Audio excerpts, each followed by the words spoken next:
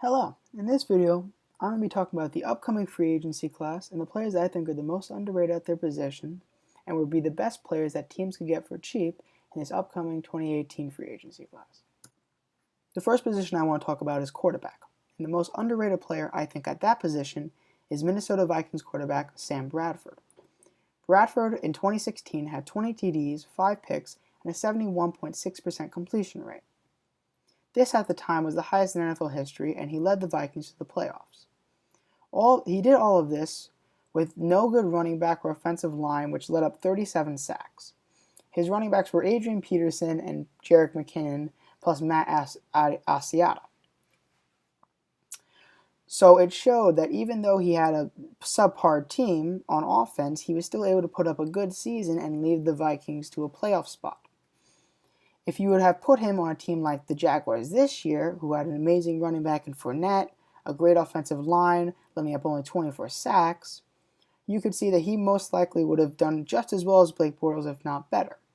And because of his injury history, is probably a lower cheap option to get on the free agency market, seeing that there's Cousins, Bridgewater, and Keenum also out there in the market, which will lower his price because of all of that. The player that I believe to be the most underrated at running back in this upcoming free agency class is Isaiah Crowell.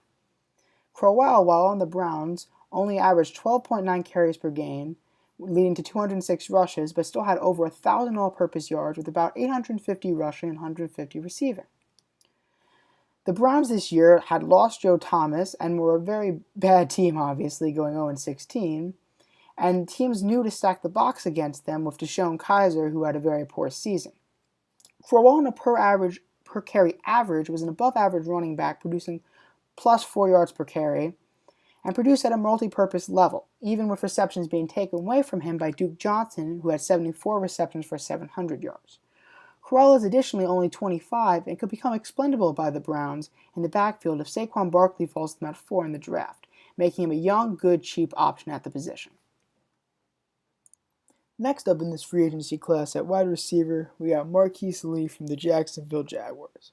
Now this offseason, Marquise Lee is viewed as sort of the other Jaguars receiver on the free agency market, as Allen Robinson is also there, but he's also posted very solid numbers in a run-first offense, where he wasn't really the primary receiver.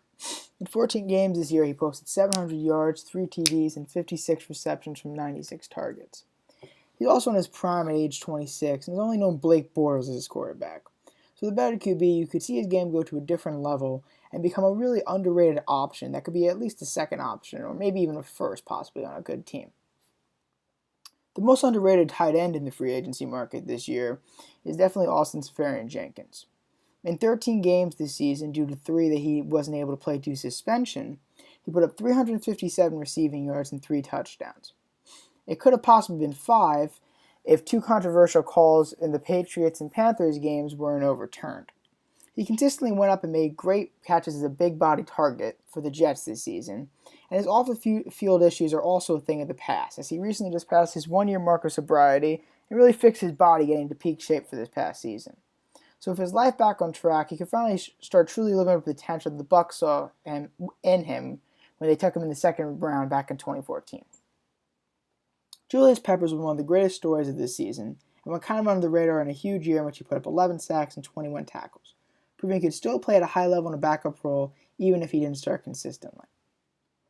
Peppers would be a great option in this free agency class for any playoff team if he doesn't go back to the Panthers or decide to hang it up, providing veteran leadership and helping young pass rushers around him develop, while still also being able to make big plays in a smaller role. It sort of reminds me of Dwight Freeney when he was on the Falcons last year, chasing a ring and providing valuable advice and leadership to young pass rushers like Vic Beasley, who led the league in sacks that year.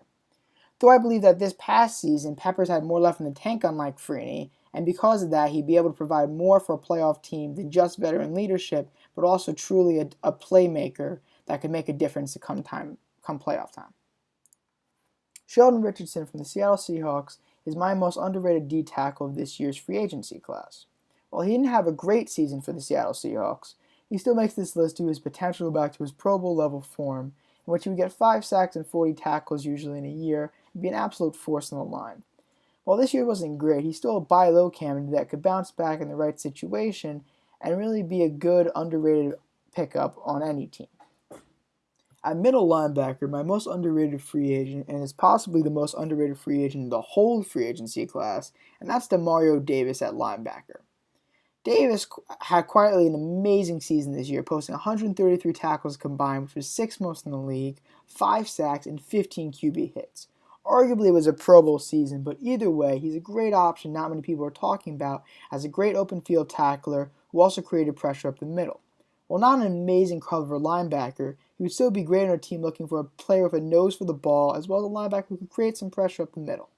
He provides some veteran leadership too, and is a good locker room guy that any team would be happy to get in this upcoming free agency class.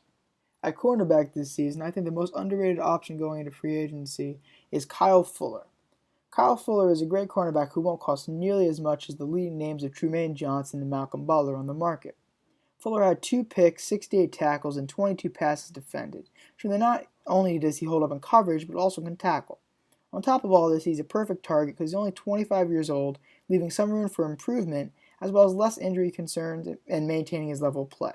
He's also been pretty consistent, posting about 2 picks, 10 passes defended, and 50 tackles a year, showing that he could be a solid member on any team and provide good playmaking skills and abilities.